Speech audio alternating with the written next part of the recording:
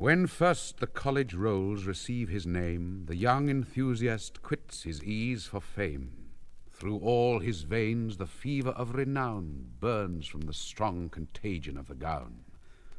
O'er Bodley's dome his future labours spread, and Bacon's mansion trembles o'er his head.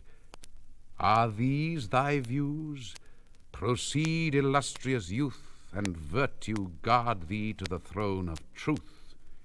Yet should thy soul indulge the generous heat, till captive science yields her last retreat, should reason guide thee with her brightest ray, and pour on misty doubt resistless day, should no false kindness lure to loose delight, nor praise relax, nor difficulty fright, should tempting novelty thy cell refrain, and sloth effuse her opiate fumes in vain, should beauty blunt on fops her fatal dart, nor claim the triumph of a lettered heart, should no disease thy torpid veins invade, nor melancholy's phantoms haunt thy shade, yet hope not life from grief or danger free, nor think the doom of man reversed for thee.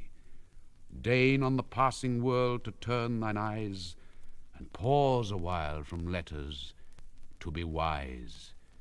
There mark what ills the scholar's life assail: toil, envy, want, the patron and the jail. See nations slowly wise and meanly just, to buried merit raise the tardy bust. If dreams yet flatter, once again attend, hear Lydiat's life and Galileo's end.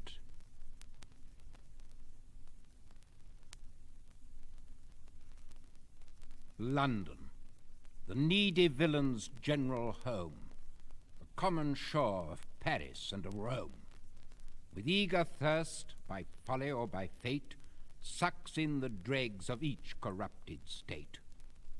Forgive my transports on a theme like this. I cannot bear a French metropolis.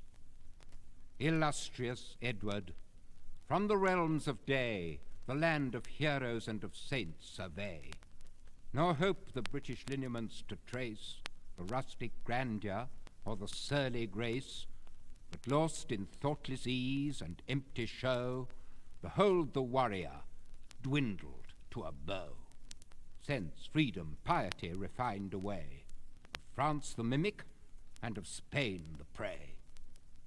All that at home no more can beg or steal, or like a gibbet better than a wheel, hissed from the stage or hooted from the court, their air, their dress, their politics import. Obsequious, artful, voluble and gay, on Britain's fond credulity they prey. No gainful trade their industry can scape. They sing, they dance, clean shoes, or cure a clap. All sciences of fasting Monsieur knows, and bid him go to hell he goes. By numbers here from shame or censure free, all crimes are safe, but hated poverty. This, only this, the rigid law pursues. This, only this, provokes the snarling muse. The sober trader at a tattered cloak wakes from his dream and labours for a joke. With brisker air the silken courtiers gaze, and turn the varied taunt 1,000 ways. Of all the griefs that harass the distressed, sure the most bitter is the scornful jest. Fate never wounds more deep the generous heart than when a blockhead's insult points the dart. Has heaven reserved, in pity to the poor, no pathless waste or undiscovered shore, no secret island in the boundless main, no peaceful desert yet unclaimed by Spain? Quick, let us rise, the happy seats explore, and bear oppression's insolence no more. This mournful truth is everywhere confessed: slow rises worth by poverty depressed. But here more slow, where all are slaves to gold, where looks are merchandise and smiles are sold, where won by bribes, by flatteries implored, the groom retails the favours of his lord.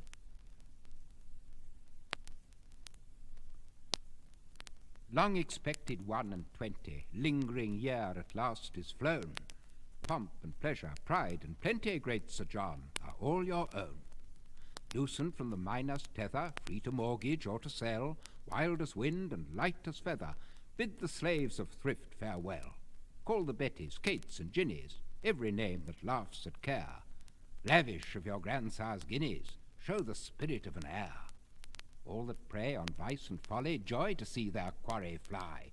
Here the gamester, light and jolly, there the lender, grave and sly. Wealth, Sir John, was made to wander. Let it wander as it will. See the jockey, see the pander. Bid them come and take their fill. When the bonny blade carouses, pockets full and spirits high, what are acres, what are houses? Only dirt, or wet or dry. If the guardian or the mother tell the woes of wilful waste, scorn their counsel and their pother. You can hang or drown at last.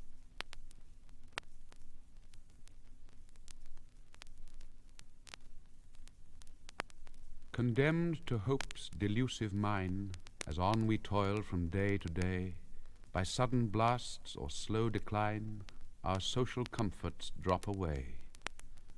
Well tried through many a varying year, see Levitt to the grave descend, officious, innocent, sincere, of every friendless name the friend. Yet still he fills affection's eye, obscurely wise and coarsely kind, nor, lettered arrogance, deny thy praise to merit unrefined. When fainting nature called for aid, and hovering death prepared the blow, his vigorous remedy displayed the power of art without the show. In misery's darkest caverns known, his useful care was ever nigh, where hopeless anguish poured his groan, and lonely want retired to die.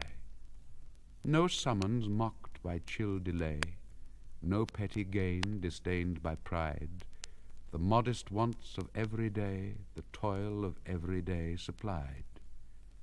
His virtues walked their narrow round, nor made a pause, nor left a void, and sure the eternal Master found the single talent well employed.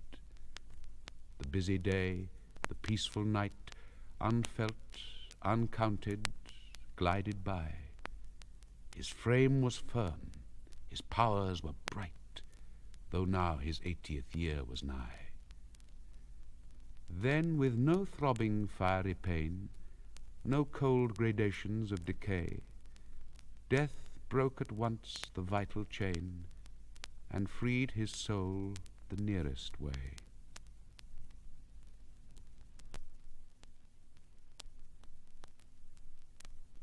When learning's triumph o'er her barbarous foes first reared the stage, immortal Shakespeare rose.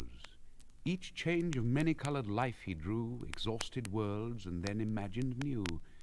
Existence saw him spurn her bounded reign, and panting time toiled after him in vain.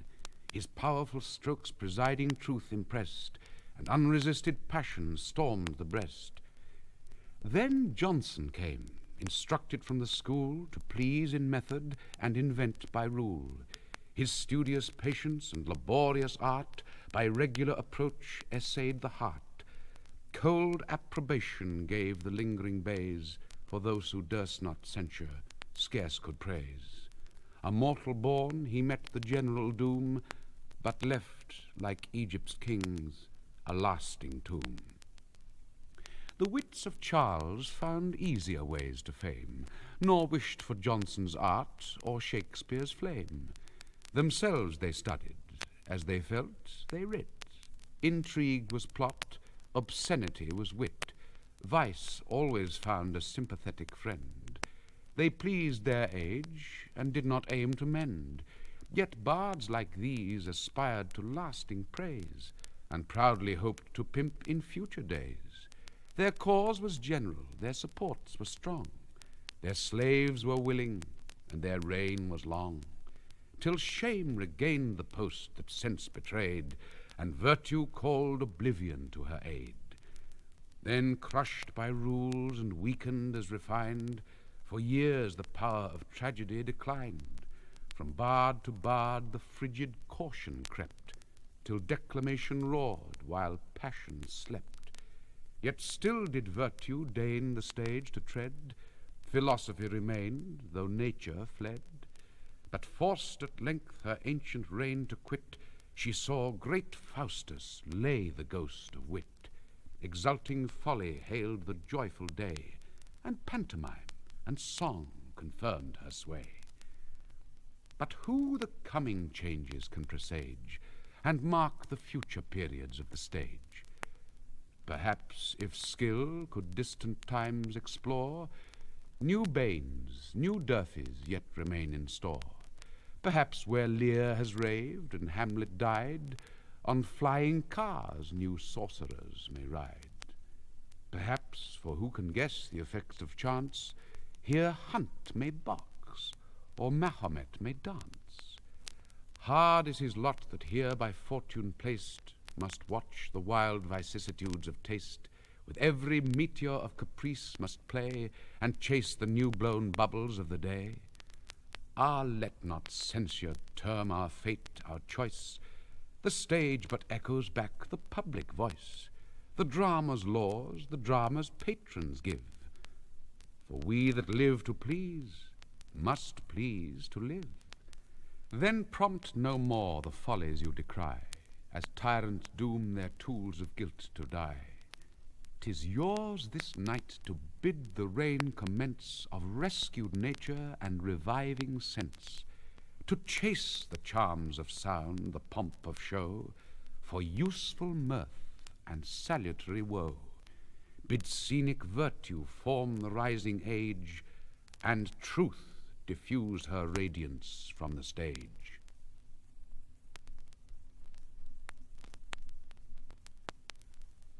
Remote, unfriended, melancholy, slow, or by the lazy Scheldt or wandering Po, or onward where the rude Corinthian boor against the houseless stranger shuts the door, or where Campania's plain forsaken lies, a weary waste expanding to the skies. Where'er I roam, whatever realms to see, my heart untravelled fondly turns to thee, still to my brother turns with ceaseless pain, and drags at each remove a lengthening chain. Eternal blessings crown my earliest friend, and round his dwelling guardian saints attend.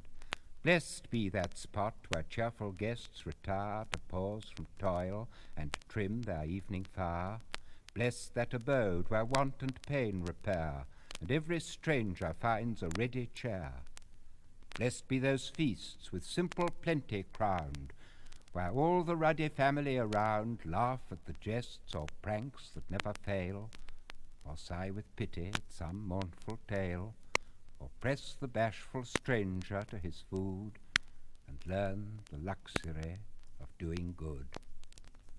But me, not destined such delights to share, my prime of life in wandering spent and care, impelled with steps unceasing to pursue some fleeting good that mocks me with the view that, like the circle bounding earth and skies, allures from far, yet, as I follow, flies. My fortune leads to traverse realms alone, and find no spot of all the world my own. E'en now, where alpine solitudes ascend, I sit me down a pensive hour to spend, and placed on high above the storm's career, look downward where 100 realms appear, lakes, forests, cities, plains, extending wide, the pomp of kings, the shepherd's humbler pride.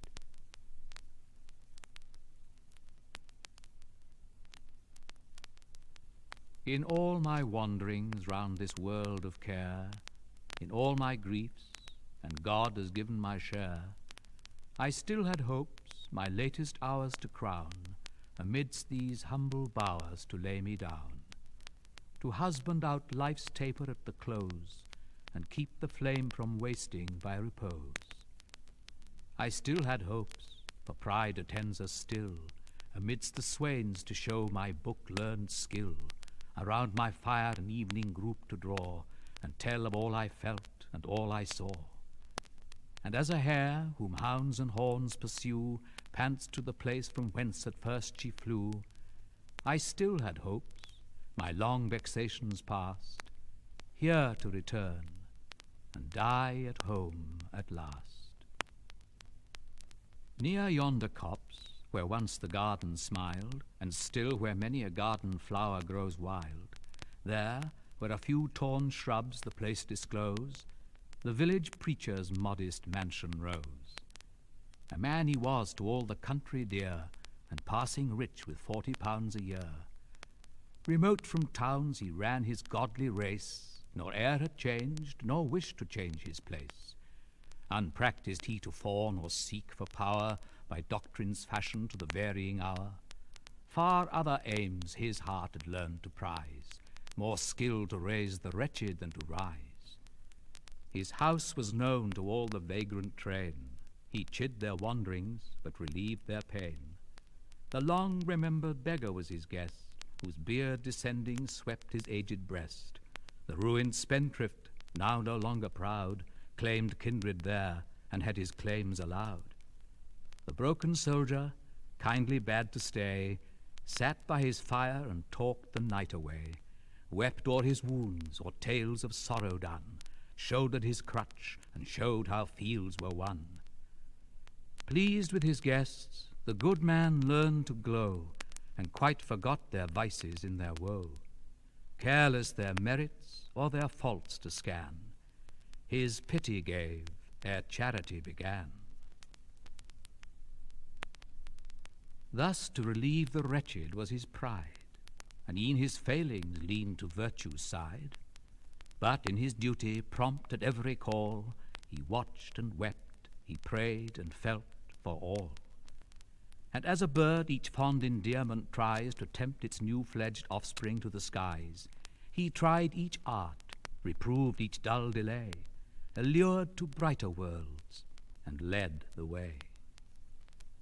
Beside the bed where parting life was laid, and sorrow, guilt, and pain by turns dismayed, the reverend champion stood.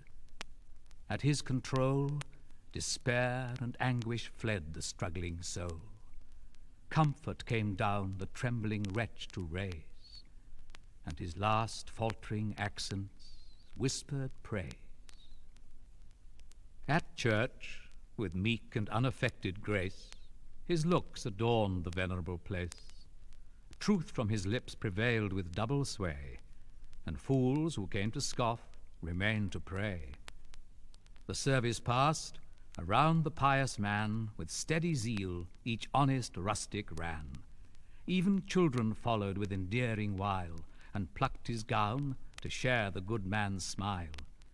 His ready smile a parent's warmth expressed. Their welfare pleased him, and their cares distressed.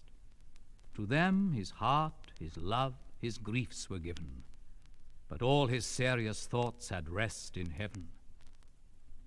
As some tall cliff that lifts its awful form, swells from the vale, and midway leaves the storm, though round its breast the rolling clouds are spread, eternal sunshine settles on its head.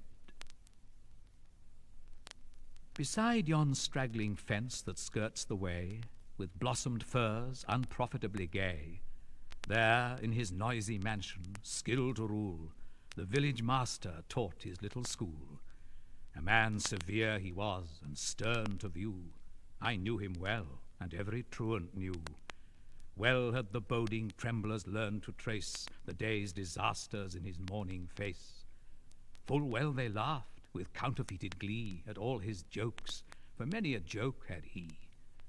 Full well the busy whisper circling round conveyed the dismal tidings when he frowned. Yet he was kind, or if severe in aught, the love he bore to learning was in fault. The village all declared how much he knew. 'Twas certain he could write, and cipher too. Lands he could measure, terms and tides presage, and e'en the story ran that he could gauge. In arguing too, the parson owned his skill, for e'en though vanquished, he could argue still, while words of learned length and thundering sound amazed the gazing rustics ranged around. And still they gazed, and still the wonder grew, that one small head could carry all he knew. But past is all his fame. The very spot where many a time he triumphed is forgot. Near yonder thorn that lifts its head on high, where once the signpost caught the passing eye, lo lies that house where nut-brown draughts inspired, where grey-beard mirth and smiling toil retired, where village statesmen talked with looks profound, and news much older than their ale went round. Imagination fondly stoops to trace the parlour splendours of that festive place, the whitewashed wall, the nicely sanded floor, the varnished clock that clicked behind the door, the chest contrived a double debt to pay, a bed by night, a chest of drawers by day, the pictures placed for ornament and use, the 12 good rules, the royal game of goose, the hearth, except when winter chilled the day, with aspen boughs and flowers and fennel gay, while broken teacups, wisely kept for show, ranged o'er the chimney, glistened in a row.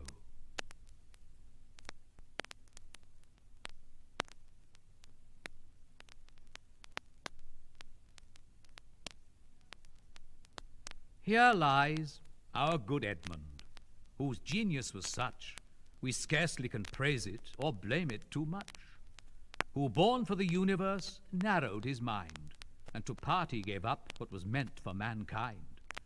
Though fraught with all learning, yet straining his throat to persuade Tommy Townsend to lend him a vote, who, too deep for his hearers, still went on refining, and thought of convincing while they thought of dining. Though equal to all things, for all things unfit, too nice for a statesman, too proud for a wit, for a patriot too cool, for a drudge disobedient, and too fond of the right to pursue the expedient. In short, 'twas his fate, unemployed or in place, sir, to eat mutton cold and cut blocks with a razor. Here lies David Garrick. Describe me who can, an abridgment of all that was pleasant in man. As an actor, confessed without rival to shine. As a wit, if not first, in the very first line. Yet with talents like these and an excellent heart, the man had his failings, a dupe to his heart. Like an ill-judging beauty, his colours he spread, and beplastered with rouge his own natural red. On the stage he was natural, simple, affecting. 'Twas only that when he was off he was acting. With no reason on earth to go out of his way, he turned and he varied full 10 times a day. Though secure of our hearts, yet confoundedly sick, if they were not his own by finessing and trick. He cast off his friends as a huntsman his pack, for he knew when he pleased he could whistle them back. Of praise a mere glutton, he swallowed what came, and the puff of a dunce he mistook it for fame, till his relish grown callous, almost a disease, who peppered the highest was surest to please. Here Reynolds is laid, and to tell you my mind, he has not left a better or wiser behind.